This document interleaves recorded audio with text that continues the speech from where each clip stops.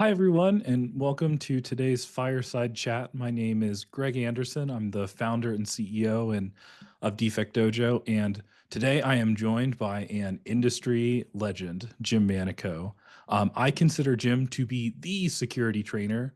His training is truly secondary to none. It's a transcendent experience if you haven't had the opportunity to see it personally, and I'm sure our viewers will get a glimpse of that today. Jim is founder and CEO of Manicode Security. And with that, Jim, would you like to share a little bit on your background? Greg, that was incredibly kind of you to introduce me like that. I'm very honored to be here with you and very honored to be part of what you're doing at Defect Dojo. Greg, I've been a software engineer since I've been writing code since I was 14 years old. So I've been writing software professionally for almost 30 years. And about 20 years ago, we began to shift into the modern security area, the modern security era.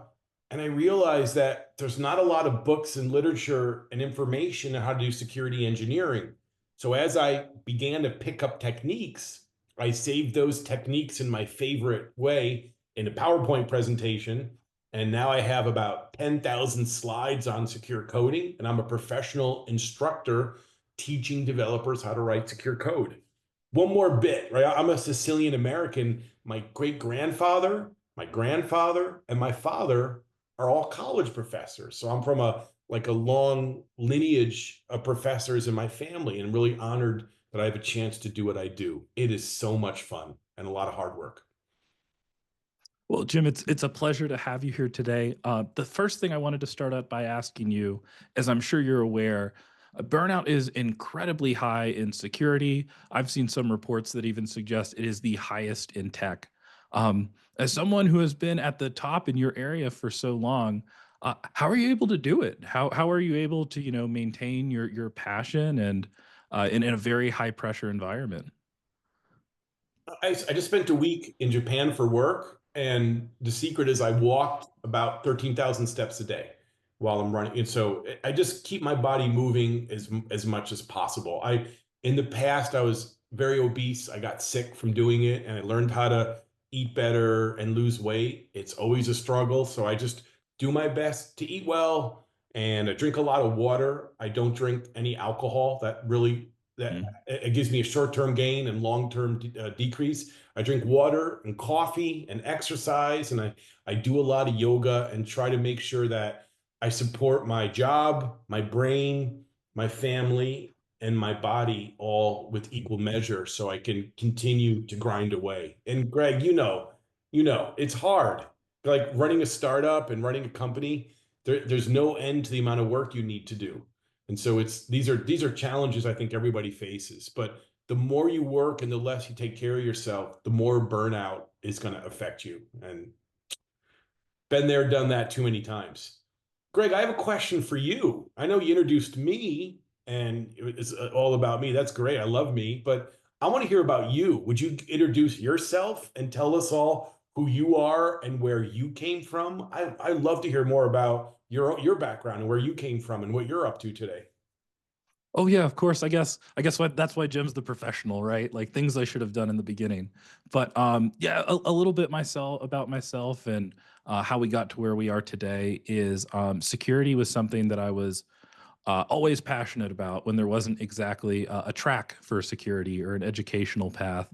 And so it was something that I just started dabbling in, if you will, maybe eh, there wasn't a lot of good ways to learn. So sometimes you learned in a live environment. But I met Matt Tesoro, who you also know and is I love an AppSec legend. He and I met when he was hiring at Rackspace, back when Rackspace competed with Google, Amazon, and sort of the other titans of cloud when that was being fought out about 10 years ago.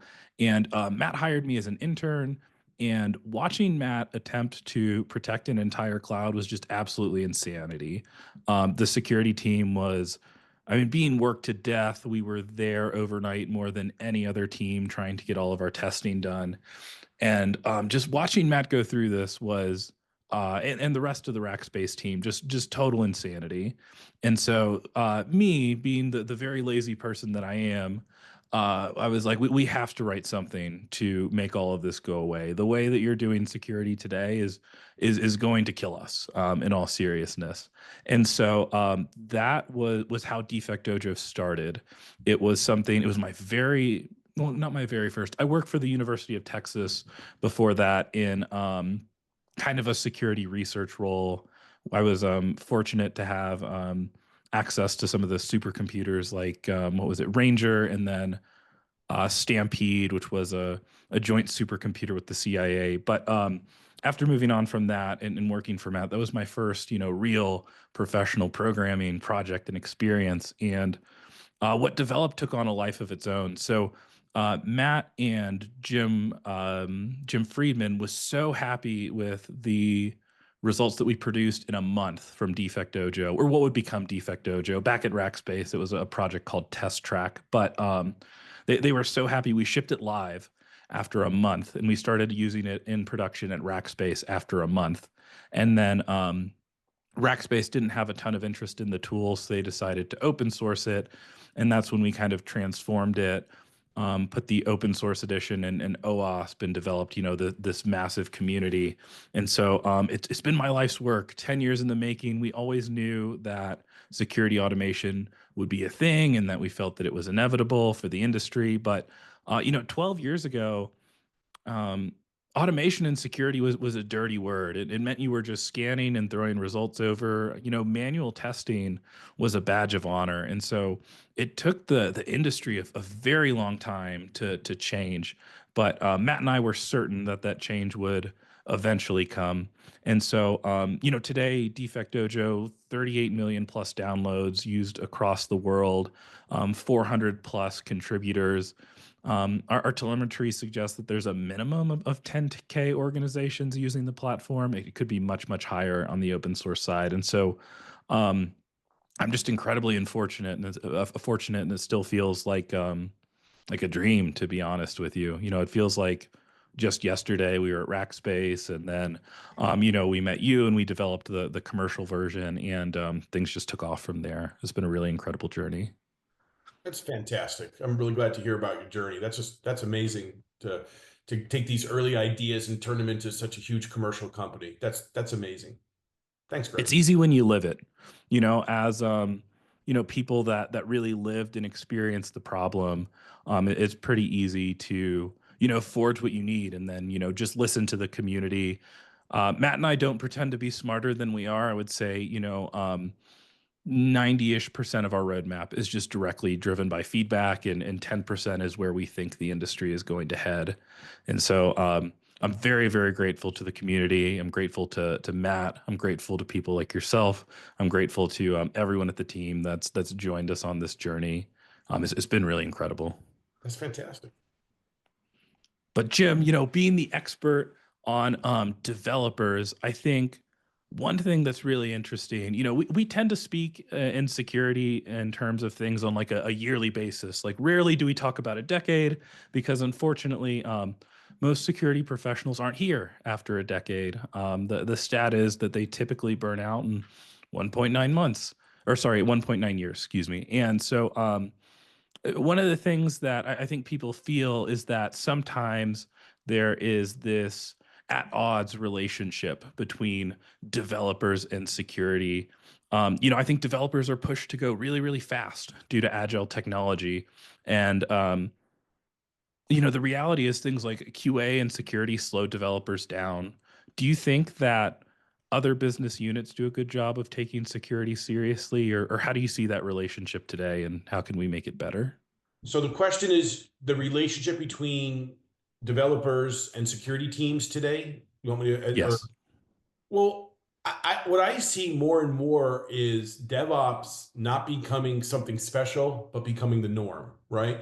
When I look at a team and I see that they're not doing DevOps based development, I think they're radically behind the times because what DevOps enables, it puts security more into the hands of developers. And now security professionals are focusing on building, maintaining these security pipelines or doing threat modeling with developers. And developers now are engaged with security scanning on a day-to-day basis. So it's putting security problems more into the hands of developers and forces them to like handle these problems before they can merge to trunk and similar. So I think the best interaction with security teams is when security teams enable these DevOps pipelines to put security in the hands of developers. And that I don't see DevOps as adding friction. DevOps and products like Defect Dojo radically reduce the friction that we saw traditionally between developers and security teams. The only time I see friction is when people are not doing security scanning in a DevOps cut fashion, or back to older techniques that require a lot of human engagement in the security process. And the more we can get rid of that, the happier developers are. Like one of my favorite things is to say, once I have a good fine-tuned code base and a good DevOps process, and there's not a lot of vulnerability debt, then I'm like, hey, guess what? You can't merge to trunk unless you scan clean. And developers hate that at first, and then it becomes the norm of how they do business. And then I get like a little buildup of complaints, and then those complaints go away because they now know what their job is. They know how to deal with these problems, and it's just the norm. So DevOps reduces friction between teams. And if you're not doing it, you're really behind the times these days. And do you think it comes down to policy, Jim, to getting that buy-in, or how do you get that buy-in to have that reduction in complaints if we're going to say, block pull requests based on security issues? Well, usually in a big company, there's a lot of different levels of how people are deploying DevOps in a product like Defect Dojo, right? Like, so there's like a large number of teams that are still working on it. There's a modest number of teams that have good maturity but are not blocking merge to trunk. And then there's a couple teams that are really on the bleeding edge that block merge to trunk, and they're usually some of the more top teams. So what I do is, instead of me telling the story as like a security consultant or an educator, I go and find the teams that are doing the best practice and get them to tell the story to their other teams. And then it becomes almost like a competition between teams. Hey, team X is doing this and they're rocking at full speed. Why would you not want to do it? And then little by little, we see other teams begin to join the process. So in my world, it's about finding one of the many teams for a big company, getting them to do the best practice, getting them to love it, and having the story be told internally to spread that out. And the other thing is, not every team is going to want to block merge to trunk ever. Some teams will never do that because they have different concerns, right? And they have legacy and they can't handle their legacy debt for whatever reason. Some teams are just slow to adopt it. So I aim for the wins where I can have those wins as best as I can. And some companies, an executive or a CISO has bought into this, and they just mandate it across teams, right? They give them a window, say, you got to be doing this within 3 months. And then we do analysis and see which teams have too much legacy debt to make that window, and see if we can renegotiate what functionality delivery they need to do so they can catch up to the debt, so they can get to the magical place of you're not merging until you scan clean.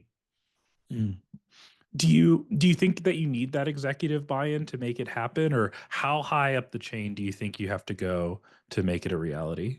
It depends. If the company's primary duty is software development, if they're a software development shop, period, then I need C-level buy-in. But if the company is like a manufacturer, or software development is not their main job, or I'll say it politely, they don't think software development is their main job, then I can usually get buy-in lower down the stack. But a lot of my customers are just big software shops, and I really need to get CTO and CISO level buy-in to set strong policies like that. And legacy debt often makes that a challenge. So maybe we do it incrementally. What I have gotten, say, hey, look, can we at least say you can't merge to trunk unless you scan clean from critical vulnerabilities?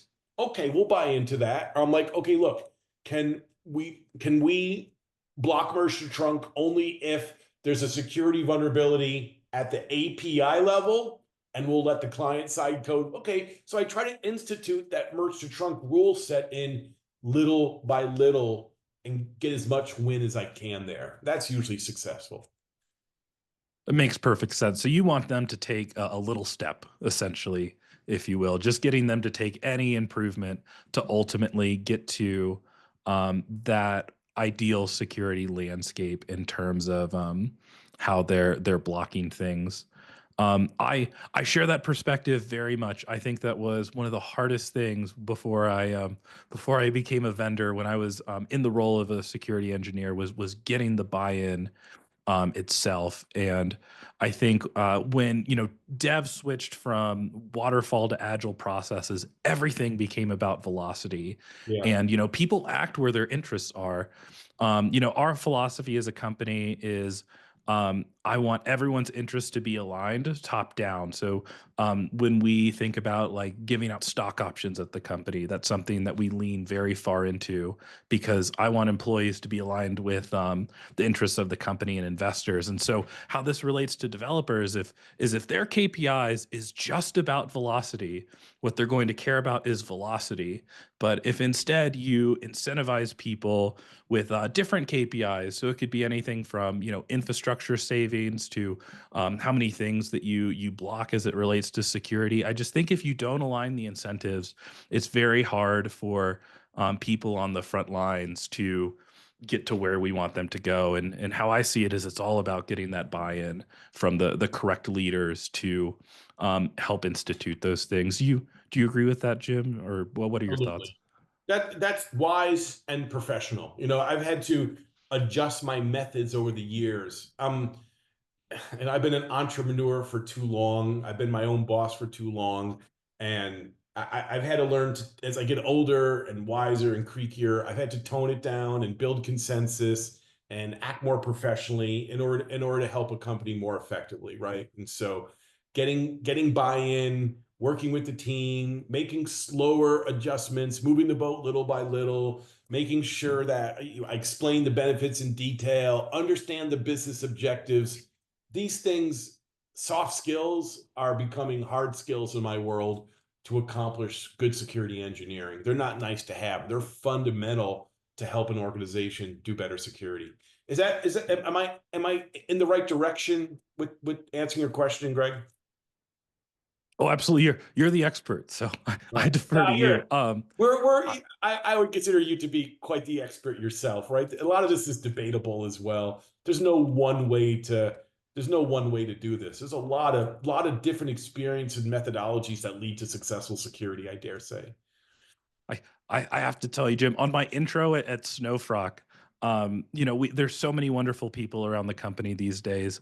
I tell them, what I do is I push paper and I talk to investors these days. So that's unfortunately my realm these days. But yeah. I So hear you. Jim, when we talk about getting buy-in, I think that ties into culture. Can you share a little bit with us in terms of how you've seen culture shift in security, and if you think those shifts are good or bad, or where uh, culture can continue to evolve between developers and security professionals for the betterment of both?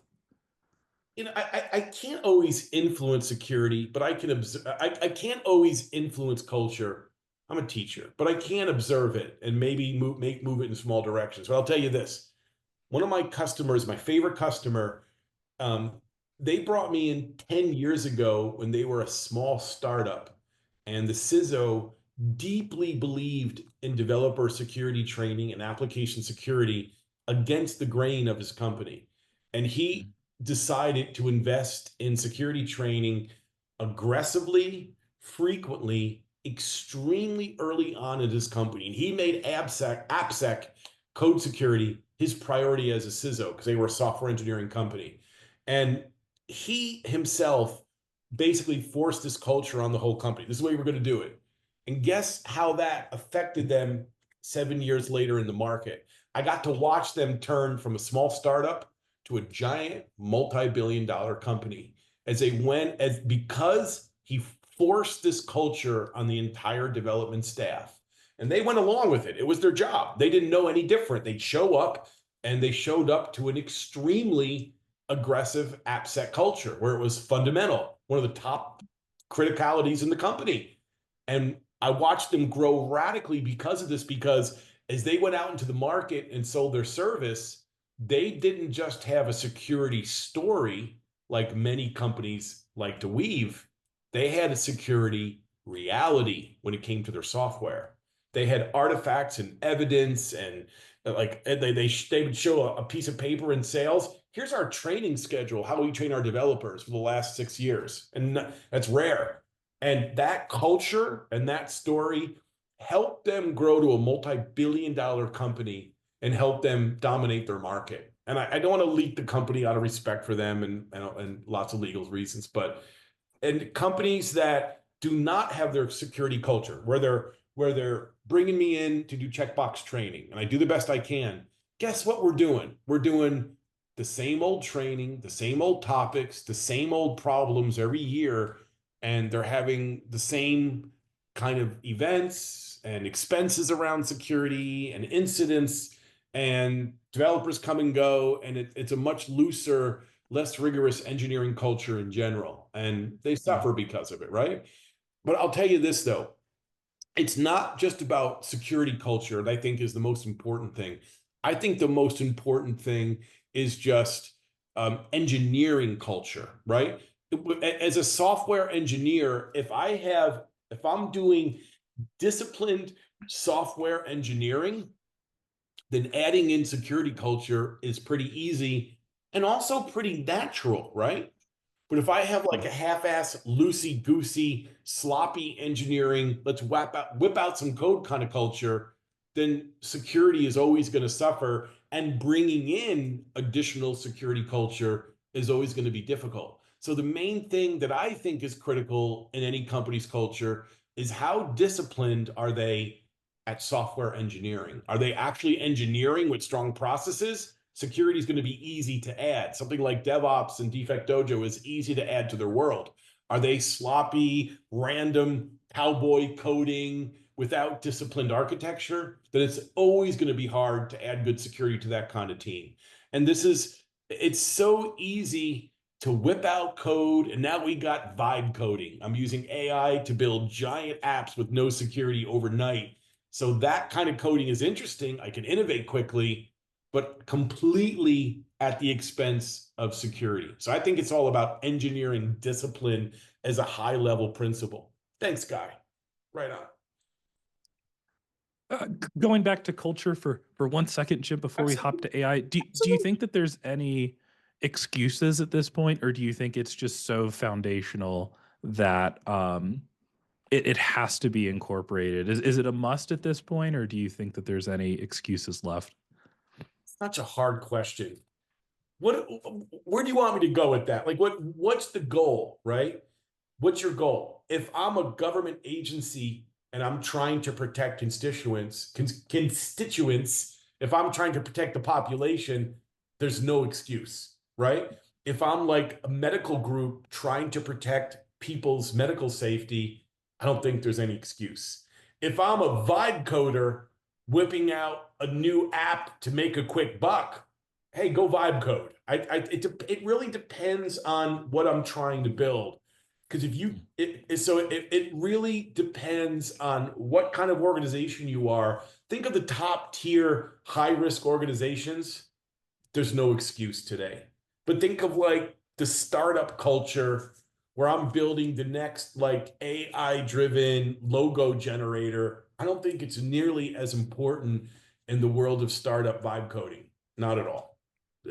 But people who are doing the vibe coding or whipping prototypes out, they're rarely bringing me in to do security training. I'm very biased because by the time someone wants to invest their entire development team into doing security education, they're already a couple steps down the world of maturity. So I have this like rose colored glasses of the world, because by the time I get involved and I'm teaching developers, they already have some measure of commitment to application security. And I realize that doesn't represent the entire world.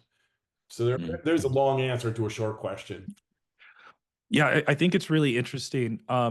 when I see teams at odds, I think the fundamental disagreement is that they don't realize at the end of the day they have the same goal, which Yeah, is to ship I the agree. best piece of software possible. And so some people see, velocity as the key to that, but the reality is, security just wants them to ship the best product that they can for the sake of customers. And I think unfortunately sometimes that's what gets lost. I wonder. I'm hoping that we'll see a shift in this, though. There's a couple indications that I see in the market that I think are really interesting as it relates to Yeah, please. security's place in technology. So, first Google buying Wiz. I mean, that is Awesome. an investment to differentiate their product with security, which is something I haven't seen in a ton of business models, to be honest with you. And let me add something to that. We have Shane Gizer on Shane Glizer over on in chat. It's good to see you again, Shane. Shane says it's helpful to utilize tools enabling a platform to automate the parts that should be easy. Things like don't let pushing secrets to branches, enable automatic OSS dependency checks and code quality checks. I'd add running SaaS to that.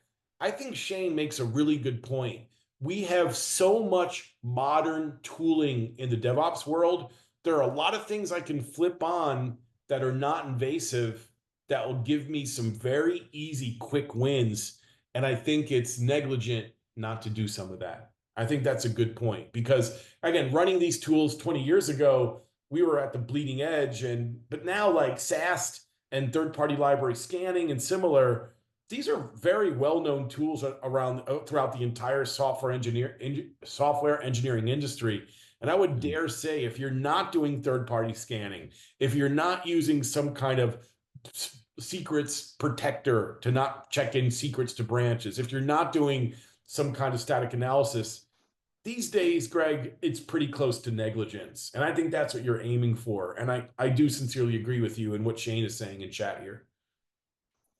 The other thing that I think about is, with the rise of vibe coding, I guess what I'm hoping for in all of this, as it relates to culture and where the industry is heading in terms of how we develop code, is that security will get propelled in its importance, so that everyone is thinking about Manicode and the training that Manicode provides, rather than it being a secondary influence. You see all these publications. We take security seriously. We take security seriously, and it's like if you did, you probably wouldn't have to say it, right? Like it would just be inherent and obvious. And so my hope is with the rise of AI and with Google leading the charge in some regards, we'll see security take a higher priority maybe than some organizations have considered it in the past. To your point about um, it being no longer optional for key enterprises, et cetera.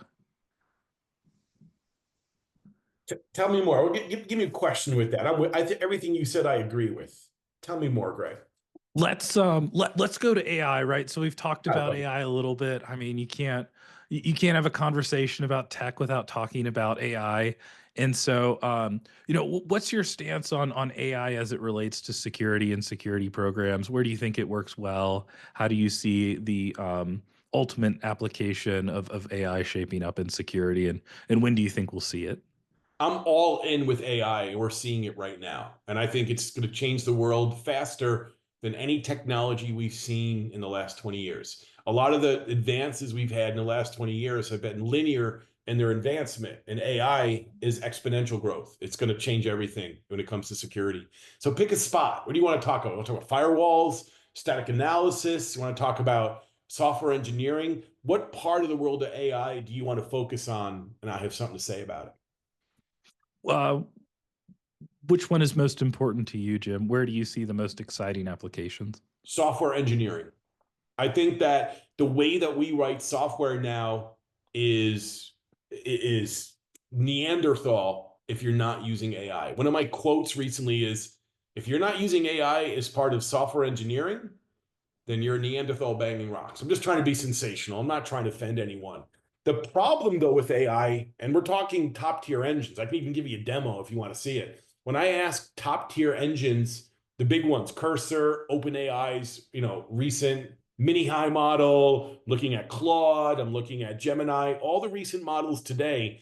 If I'm asking it to write even basic like user interface pages and similar, they build better and better code in the last couple of years, but they're still radically bad when it comes to security because that's what they're pulling Mhm. from insecure open source code bases, right? Most code's insecure in the open source world, right?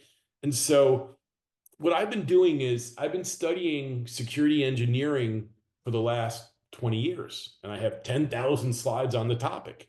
So what I've been doing is I've been taking my courseware and converting them into extremely verbose and detailed rules that are specific to actual coding rules. I'm not talking about things like ASVS. ASVS is more high level principles, and I love it. I've been working on it for 3 years with Ilar Lang and Josh Grossman and Daniel Cuthbert and many other volunteers. I love ASVS, but it's less valuable to developers because developers want a real specific answer. Like if you're going to use dangerously set inner HTML on untrusted content, then sanitize that data with DOM Purify. If you're going to take data from a user and render it in a user interface page, and you want to display it just like a user typed it in, then put that in your mustaches in JSX template language. So I've gone through all the frameworks I work on, all the architectures like OAuth 2. I've taken like guides like the RFC 9700 on OAuth 2 and similar, and converted all of that into very specific prompt engineering rules for different AI engines. And my rules are very verbose, and AI engines don't like that. I then use meta prompt engineering instructions, individual to each engine, to take my security rules and convert them into prompt engineering instructions for each major AI engine. And I apply these rules and then ask it to write code. And the difference is night and day. If not today, I'm always happy to give you a demo on how this works, but it blows my mind. So my work now is building prompt engineering instructions for all the major frameworks, and not just for security, but also for things like maintainability, low cyclomatic complexity, low cognitive complexity, use the drive principle, use a good naming convention. And so I think of AI as a code generator as a highly skilled but and super fast but novice developer. And I teach it and I train it around what style, maintainability, and security requirements I want it to build. And I'm not talking high level principles. I'm talking really specific, meticulous rules. And the difference is night and day. And so this is now just starting to happen. Most people use AI for code generation as a raw engine, and a lot of senior developers dismiss it because of the poor quality. But when you teach your AI what that quality and security will look like and give it code samples and similar, the difference is night and day, Greg. And I believe that Mm. AI for software engineering is not just the future, it's going to radically help us make more secure code as engines catch up to these security rules, and they will. Mhm. That's incredible, Jim. Is that something you plan to bring to market, or how do you betterment the world with that tech that you're building? Some someone from Y Combinator built a company called Manicode.ai, and I saw this happen. I own the name Manicode. I have a pending copyright on it. I've been using the name for 20 years. My name is Jim Manico, and so I had a little meeting with them, and I'm like, guys, you're using my name inappropriately, and they changed their name to Code Bash, and they very respectfully handed me the domain manicode.ai for free. They gave it to me and said, "We're sorry, we made a mistake." I give these guys were so classy, they didn't do it on purpose. So now I got manicode.ai, Greg, and I'm taking all of my prompts and they're a bunch of text files, all they are. I got all my crazy prompts for all these frameworks, and I'm going to build manicode.ai and sell these prompts to different companies. And I already did a few demos to a few companies. Just, I give this away in training. And one of the companies said, "We'll buy your React guidelines for like 20 grand." And I'm like, I'm going to give it to you. And they're like, don't do that. Make us buy it. Don't give me a hint, Jim. This is so valuable. This would take us so long to figure out. Don't give it to us. Sell it to us. Trust me, because we want a license for the next couple of years for you to help us keep it up to date. And that blew my mind, Greg. I'm like, I didn't even think you know what? I don't think I invest in startups like yourself, but I like money, but I'm more knowledge driven than anything else. And I've been giving this away, and several people told me stop it.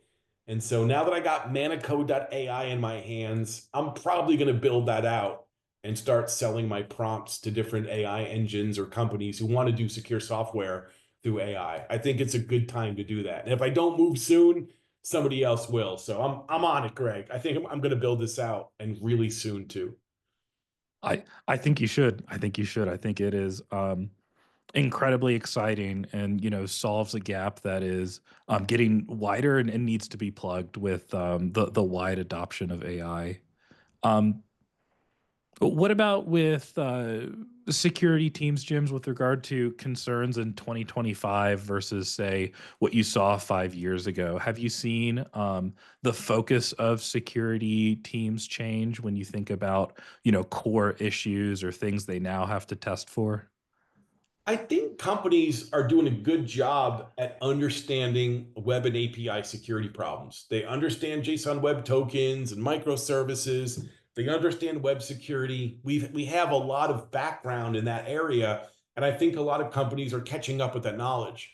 But where things get problematic is I see now let's switch gears in AI, not AI for code generation, but building chatbots and AI systems to support your company for various reasons.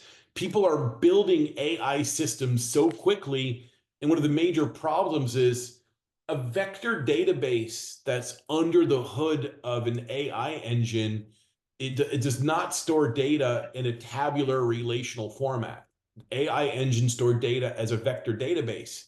And it's really difficult to do access control at the vector database level. You can tag data or do output filtering or build other AI engines for access control. So the problem is that the new state-of-the-art AI systems that we build, it's almost impossible to do access control well. And the methods that I see in use freak me out because it's like, I'm going to send the question to the AI engine. I'm going to pull out that data. I've tagged that data, and I'm going to review the tags to see if the user can access that data or not. And this is extremely weak and primitive compared to like securing data in a relational database or an object database. And what I see some customers do is they're separating individual user data into different vector database namespaces, or they're actually building entirely separate models for each individual customer or each individual Mm. user, and that's performance it. So I think the problem today is we're rapidly moving to building AI systems, and we don't understand how to do access control within those kind of systems. That's, I think, is a number one problem that we're not going to get right for a while, Greg.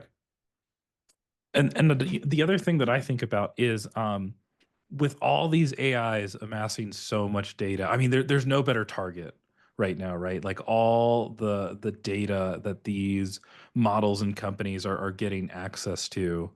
Um, I can't think of a better treasure chest to pursue for malicious actors right now. It, Um, it is so brutal when I'm like, say you're like a healthcare company and you're putting patient data into one model, and now you're going to, fine tune the research data you put in that model.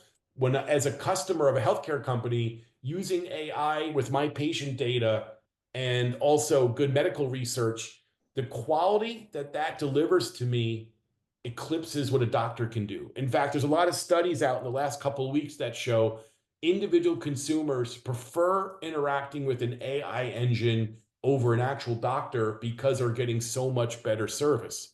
But again, the problem is access control is extraordinarily non-trivial. And most of the engines I've looked at, there's easy bypasses to break through the access control layer to pivot to other users' data. And this is a completely unsolved issue in the world of AI development that's ripe for opportunity. Do you see with your customers, Jim, are they choosing to build their own models, or are they working with, are they building off of OpenAI and Claude and all the others in the space? Right now, most are building off OpenAI and similar, but Mhm. that I don't think that's going to last, right? These are giant multi-purpose AI engines, and they're too beefy, and OpenAI is choking from a performance point of view. It's slow and brutally bad, and so from a flat out response point of view, where if I'm running a local model that's doing a more dedicated has more dedicated expert system functionality to a very narrow space, and I can fine tune how I train the model, I'm going to be able to have much more control, better response time, and similar, and be able to do things like fine tuning and prompt engineering and retraining a lot better than if I'm using a big open model. So I'm just beginning to see the move for away. If those who are early adopters of AI engines, they're starting to buy a lot of GPUs, build local rigs, use local Hugging Face models, and use prompt engineering and fine tuning type technologies to enhance the models for their domain space. That I believe is the future of AI, not open AI, to be honest with you. Mm. Um, the last question I wanted to ask you, Jim, and this is switching topics a little bit. Absolutely. Something I keep a very close eye on is sort of macro relationships as it relates to government, because we use things like KEV and EPSS and these other frameworks that are primarily funded by the U.S. government, but as you may be aware, there's been some layoffs at CISA recently, and I although it heard it. hasn't impacted Kev yet, um, I was speaking with some people at Defect Dojo, and I was like, well, what's next? DHS? Because, DHS provides some of the funding for MITRE, and we use MITRE standards as well. Do you have any thoughts there? Any worries or concerns in terms of, what's happening to CISA and other bodies like those? So if I remember correct, Rob Ross left CISA recently, right? With the new administration. Yeah, Jen Easterly left too, who was one of I think the key champions. I was incredibly impressed by her. I had the chance to meet her at she presented at RSA, and then I got to speak with her briefly. But yeah, she was her and Rob were some of the key driving forces over there.